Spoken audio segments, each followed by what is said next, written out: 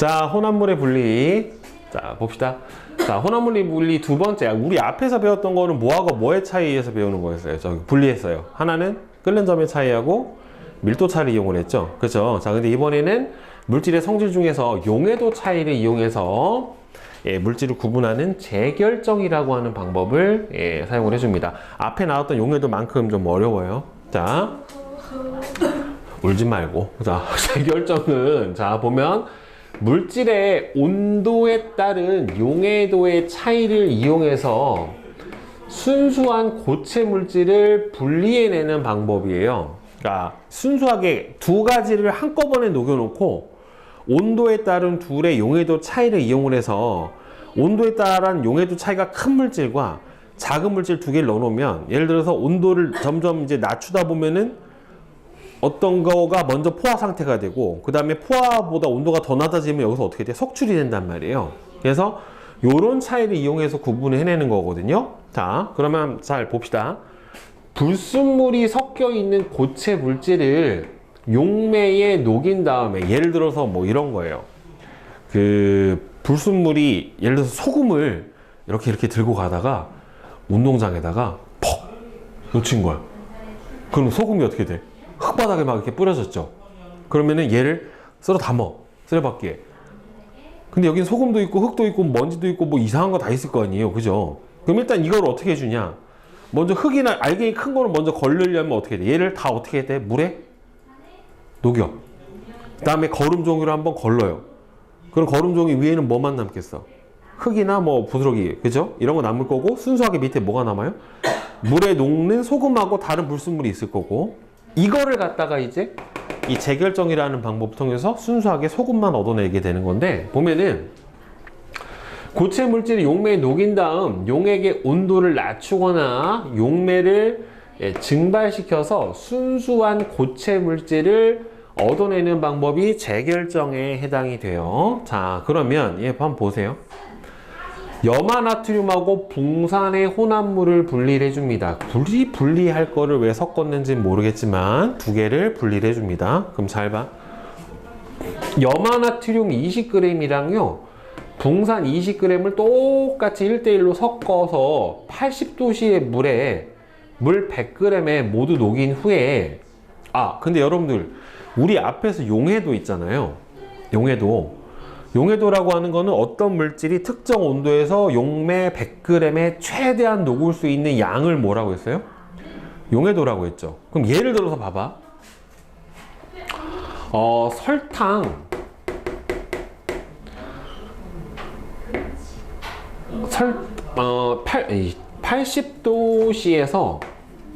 80도씨 설탕 포화 용액이 있어요.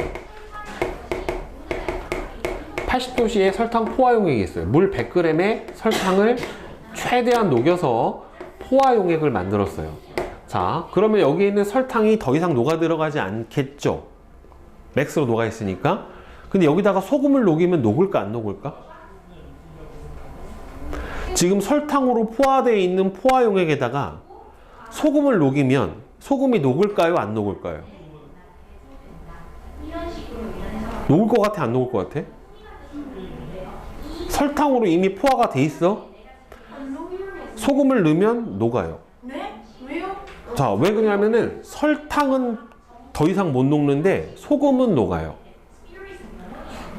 이상하죠? 그죠? 왜 그러냐면 설탕하고 소금하고 알갱이 크기가 서로 달라요. 그러니까 예를 들어서 설탕은 요만한 알갱이라면 소금은 이거보다 좀 더 알갱이 입자가 작은 거예요.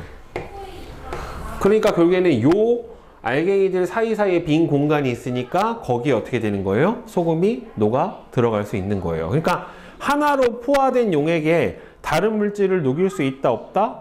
있다가 답이에요. 알겠죠? 그러니까 두 개를 갖다가 보면은 지금 둘 다 20g을 80도씨의 물 100g에다가 모두 녹인 후에 20도씨로 냉각해서 거름장치로 걸른다라고 되어 있는 대신 보세요. 지금 이 상태에서 보면 용해도가 붕산은 80도씨에서 용해도가 얼마예요? 20g보다 조금 더 높죠. 여기서 보면은 붕산은 얼마 나와요? 80도씨에서 물 100g에 얼마 정도 녹아? 한 번 22. 얼마 정도 넣고, 염화나트륨은 대략 30, 한 8 이 정도 녹을 수 있네요. 그죠? 자, 근데 얘를 몇 도씨까지 낮춘대요? 온도를 20도씨까지 낮춘대요. 그럼 20도씨에서 용해도가 얼마예요? 붕산이 5g이죠. 염화나트륨은 35.9죠. 자, 근데 여기 잘 봐. 20도씨에 물 100g에 붕산은 얼마만큼 녹을 수 있어요? 지금 보니까 5g이 녹을 수 있어요. 그 다음에 염화나트륨은 얼마나 녹을 수 있어요? 35.9g만큼 녹을 수 있어요. 근데 처음에 얼마 넣어줬어요? 각각 20g씩 넣어줬단 말이에요. 그죠? 그러면 20g 넣어주면, 자, 붕산에 20g이 녹아 있다가 5g까지밖에 못 녹잖아요. 그러면 얼마가 석출돼요? 얼마가 석출돼? 20g 넣어줬는데 5g까지밖에 못 녹잖아요. 20도씨로 낮춰버리면. 그 얼마가 석출돼야 돼요? 15g이 석출이 돼야 되는 거고. 염화나트륨은 20g 넣어줬는데 얼마까지 녹을 수 있어요? 35.9g이 녹을 수 있죠. 그러면 얘는 석출되는 게 있어요? 없어요? 없죠. 아예 석출이 안 되는 거죠. 그러면 온도를 낮춰서 걸으면 위에 결정으로는 석출된 거는 누구만 석출이 되니까? 붕산만 석출이 될 거 아니에요. 염화나트륨 석출 하나도 안 됐으니까 그냥 무슨 상태? 액체 상태에 녹아있는 용액 상태가 되는 거고, 걸러주면 어떻게 돼요? 염화나트륨 밑으로 다 걸러져서 내려올 거고, 거름종이 위에 남는 건 누구만 남아요? 붕산난 15g이 남아있다라고 보면 되겠죠. 결국에는 이런 식으로 용해도의 차이로 인해서 이 두 개를 구분을 해내는 거예요. 이거는 이제 고체 혼합물을 물에 녹여서 재결정을 시키는 거고, 그 다음 여기 보세요. 여러분들 염전에서 소금을 만들 때도 보면은 물을 다 증발시켜 가지고 뭐만 남겨놔요? 소금만 남기잖아요. 바닷물에서. 그쵸? 바닷물은 물과 소금의 혼합물인데 이 중에서 뭐만 다 증발시켜? 물만 증발시키면은 염전 바닥에 뭐가 남아있어요? 소금이 남아있는 거죠. 그러니까 똑같아요. 예를 들어서 천일염을 물에 녹인 다음에 걸러요. 걸러서 나온 거른 용액을 물을 끓여서 증발을 시켜버리면 뭐만 남는다? 소금 결정만 남게 되는 거죠. 그쵸? 네, 이런 식으로 해서 정제 소금을 얻어낼 수도 있게 되는 겁니다. 자, 그래서 재결정을 이용한 혼합물의 분리는 어떤 경우 쓰냐면 어떤 순수한 어떤 결정을 얻어낼 때 보통 써요. 그래서 순수한 질산칼륨을 분리하던가, 염화나트륨과 붕산의 혼합물을 분리하던가, 천일염에서 정제 소금을 얻던가, 합성약품을 정제라던가, 이런 식으로 해가지고 용해도 차이를 이용해서 분리를 해주는데, 근데 여기서 주의할 게 하나 있어요.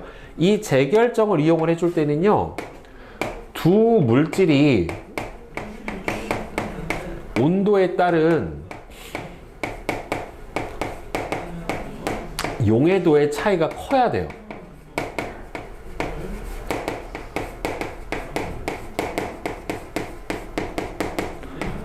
두 물질이 온도에 따른 용해도의 차이가 커야 됩니다. 알겠죠? 네, 두 물질이 온도에 따른 용해도의 차이가 좀 커야 돼요. 작으면 잘 분리가 안 됩니다. 알겠죠? 자, 그 다음에 크로마토그래피 봅시다. 자, 이 크로마토그래피는 혹시 해본 적 있어요? 학교에서? 아직 없죠? 이거는 보면은요, 혼합물을 이루는 성분 물질이, 자, 혼합물을 이루는 여러 가지가 섞여 있는 혼합물에서 이루는 성분 물질이 용매를 따라 이동하는 속도가 다른 것을 이용해서 혼합물을 분리를 한다라고 되어 있잖아요. 자, 그러니까 녹아 들어가고 그러니까 용매에서 녹아 들어가는 속도 차이에 따라서 이동하는 속도가 좀 달라져요. 자, 그래서 이게 뭐냐면 얘가 보면은 용매의 종류에 따라 어떤 용매로 크로마토그래피를 하느냐에 따라서 분리되는 성분 물질의 수 또는 이동하는 거리가 점점 다 달라지게 되고, 그 다음 두 번째로는요, 용매를 따라 이동하는 속도가 가장 빠른 성분이 가장 멀리 이동한다 라고 되어 있는데, 자, 보면 예를 들어서 이런 거예요. 여러분들 검정색 사인펜 있잖아요. 수성 사인펜. 검정색 수성 사인펜을 이렇게 거름종이나 또는 순수하게 하얀 분필 같은 데서 이렇게 콕 찍어요. 여기다가 이렇게 콕 찍어. 그러면 여러분들 검정색 사인펜은 검정색 잉크로만 되어 있을 것 같잖아요. 그죠? 근데 검정색 잉크는 실제로는 뭐예요? 혼합물이에요. 안에가 여러 가지 색이 섞여서 검정색이 나오는 거란 말이에요. 실제로 색의 삼원색을 보면은 뭐예요? 검정? 아니 검정이 아니라 뭐야? 빨강, 파랑, 뭐예요? 빨파, 노. 요 세 개가 섞여가지고 뭐가 되는 거예요? 검정색이 나오는 거란 말이에요. 결국에는 이게 색의 삼원색이에요. 빛의 삼원색은 뭐였어? RGB잖아요. 빨강, 파랑, 초록이고 색의 삼원색은 빨강, 파랑, 노랑이란 말이에요. 얘가. 그래서 여기다가 집에서 한번 해봐. 종이 있죠? A4 용지에다 해도 되고요. 화장지 있죠? 화장지에다가 해도 돼요. 여기다가 검정색 사인펜을 이렇게 좀 진하게 찍어요. 그 다음에 물이 여기 닿으면 안 돼. 이 아래 부분만 이렇게 물에 닿게 해놓는 거예요. 그러면 여러분들 휴지가 끝에 약간 젖으면 어떻게 돼요? 쭉 물이 따라 올라오죠. 그쵸? 종이도 밑에가 좀 젖으면 어떻게 돼요? 쭉 물이 따라 올라온단 말이에요. 이런 식으로. 이걸 이제 과학 용어로 뭐라고 하냐면 여러분들 빨대 있죠? 빨대. 빨대를 음료에다 넣으면 빨대 관 사이로 물이 어떻게 돼요? 올라오죠. 음료수 같은 경우는 커피도 보면 위로 따라 올라오잖아요. 이 가느다란 관 사이로 액체가 따라 올라오는 현상을 뭐라고 하냐면은 모세관 현상이라고 그래요. 모세관 현상. 예, 이거를 예, 모세관 현상이라고 하는데 물이 여기로 쭉 젖어서 이렇게 흡수가 돼서 물이 쭉 이렇게 따라서 끝까지 올라간단 말이에요. 이렇게 물이 따라서 올라가는데 보면은 이 잉크가 두 가지 힘이 있어요. 하나는 여기 있는 종이가 이 잉크를 잡아당기는 힘이 하나가 있고요. 그 다음에는 여기서 쭉 흡수돼서 올라가는 물이 여기 찍어놓은 잉크를 잡아당기는 힘이 하나가 있어요. 그러면은 물하고 잉크에 잡아당기는 힘이 크면 클수록 어떻게 되겠어요? 더 많이 올라가겠니? 조금 올라가겠니? 많이 올라가겠죠. 만약에 종이하고 잉크하고 힘이 크면은 잡아당기는 힘이 크면은 많이 못 올라가겠죠. 그러니까 여기 섞여 있는 이 검정색 잉크에 섞여 있는 색깔마다 올라가는 부분의 높이가 어떻게 돼요? 달라져요. 최대로. 그래서 실제로 보면은 여기다가 혼합물, 여기서 보면 선생님이 얘기했던 까만 잉크 같은 거 콕 찍어서 용매에다가 이거 혼합물 찍은 데가 닿으면 안 돼요. 아래 부분만 닿아야 돼. 푹 담가버리면 의미가 없어요. 이거는. 자, 이 상태에서 여기 나와 있죠? 용매가 반드시 점 아래에 있어야 돼요. 그럼 얘가 이렇게 흡수되면서 얘를 녹여가지고 쭉 올라가는데 얘가 녹는 정도가 큰 애. 용매에 잘 녹고 잘 용매하고 잡아당기는 인력이 큰 애는 어떻게 되냐면은 여기에서 이렇게 흩어지면서 쭉 따라 올라가는 정도의 높이가 어떻게 돼요? 달라져요. 그러니까 이동 속도가 큰 애가 더 위로 가고 이동 속도가 작은 애가 아래로 가겠죠. 그래서 이렇게 점이 여기서 몇 개 나와서 2개 나왔죠. 그럼 얘를 구성하는 성분 물질이 몇 개다?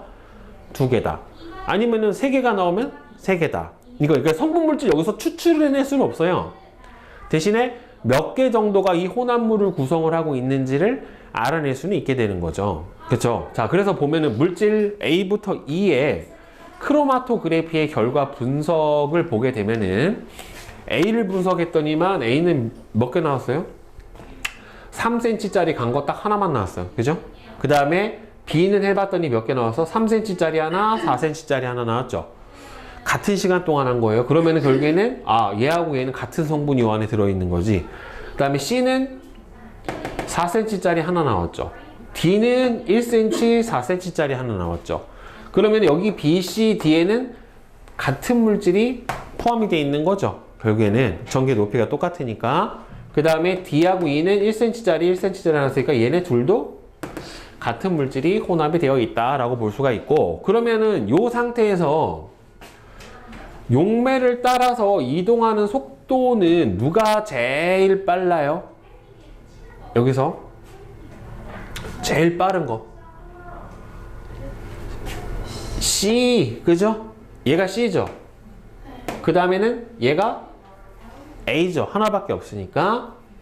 그 다음에는 가장 느린 거는 누구예요? 요 두 개 중에 누굴까?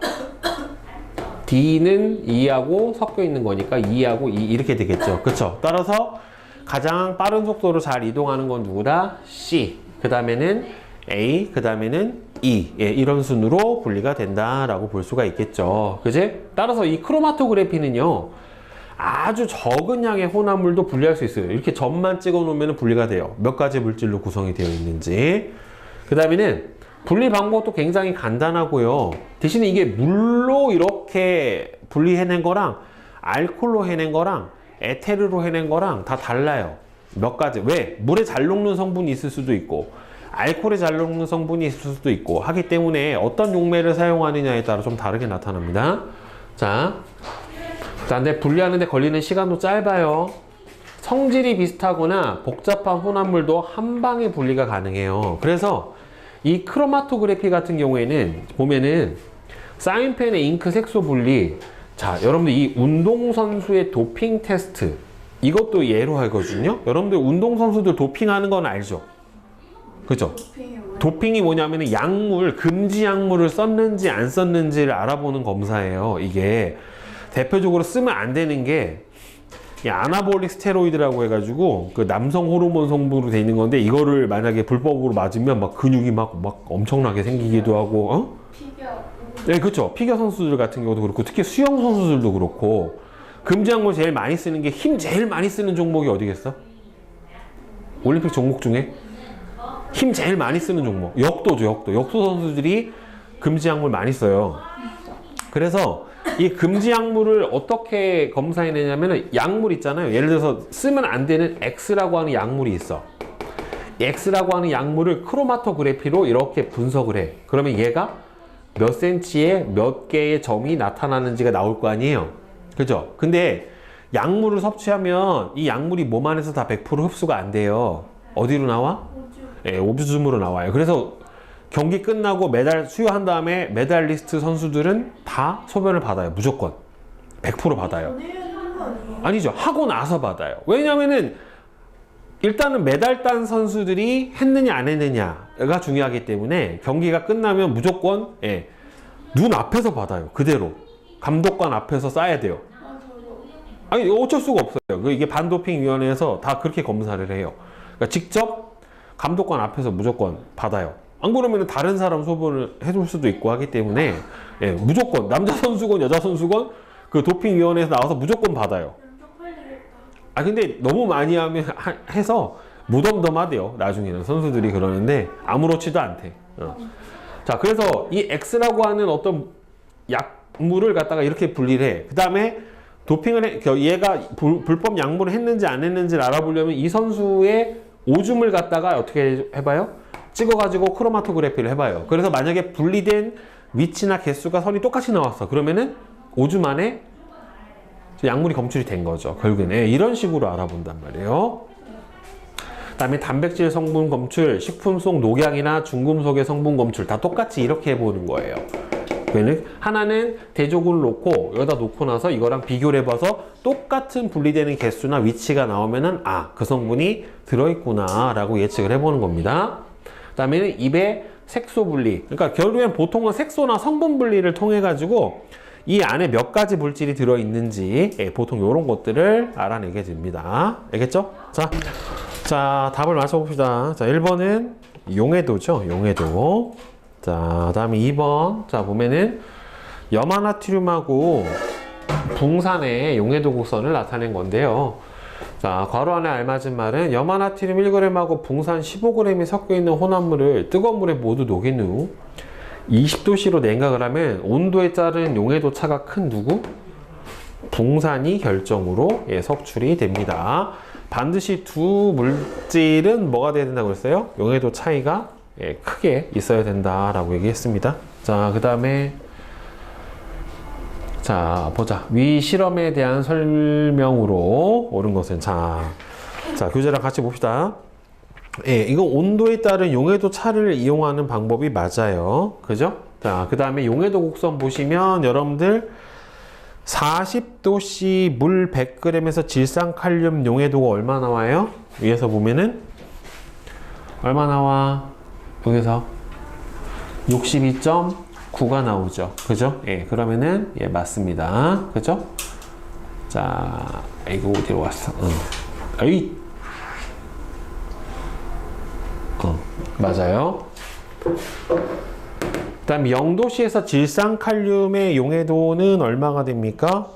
0도씨의 질산칼륨의 용해도가 13.6이에요. 그죠? 13.6g이 용해도에 해당이 되니까 13g 녹아있으면 포화가 안 되죠. 아직 불포화죠. 질산칼륨은 황산구리보다 온도에 따른 용해도 차이가 어떻게 됩니까?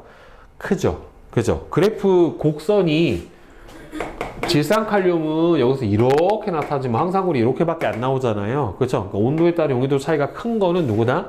질산칼륨이다. 예. 아, 작다가 아니라 크다지. 거름종이에는 결정으로 석출된 고체가 남는다. 그렇죠. 걸러주면은 남겠죠. 자, 재결정 방법. 예, 맞습니다. 자, 다음에 오른쪽 2번. 자, 염화나트륨과 붕산의 용해도 곡선을 나타낸 거래요. 염화나트륨하고 붕산을 각각 16g씩 섞인 혼합물을 80도씨 물 100g에다가 모두 녹인 다음에 20도씨까지 냉각을 했어요. 20도씨까지 냉각하면 붕산은 5g 녹고 염화나트륨은 35.9g까지 녹을 수 있으니까 따라서 16g은 어떻게 돼요? 염화나트륨은 이미 다 녹을 수 있죠. 근데 붕산은 5g까지밖에 못 녹으니까 요 둘의 차이가 얼마예요? 11g에 해당이 되겠죠. 그죠? 따라서 붕산이 11g 석출이 된다. 네.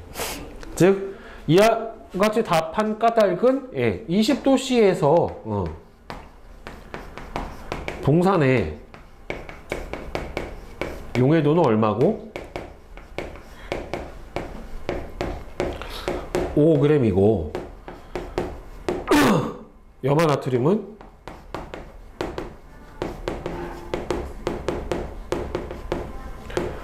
35.9로 매우 크기 때문에 그렇죠.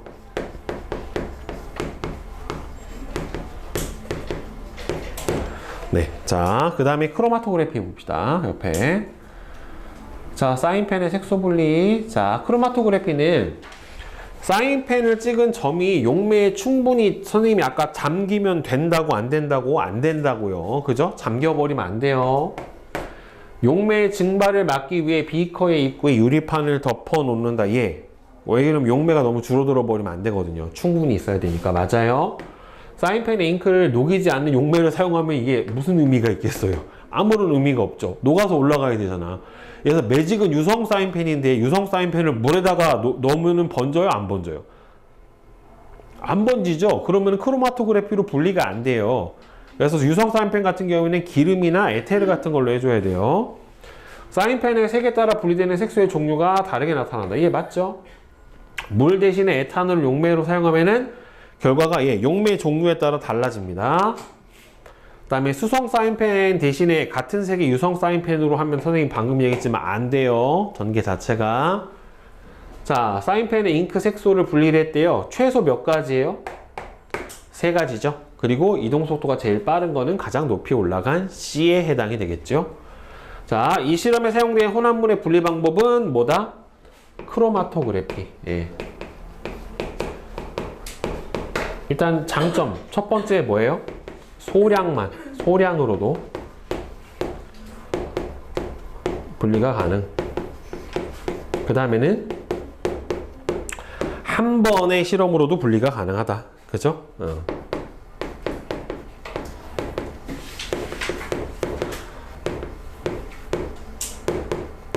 예, 한 번의 실험으로도 분리가 가능하다. 네, 자.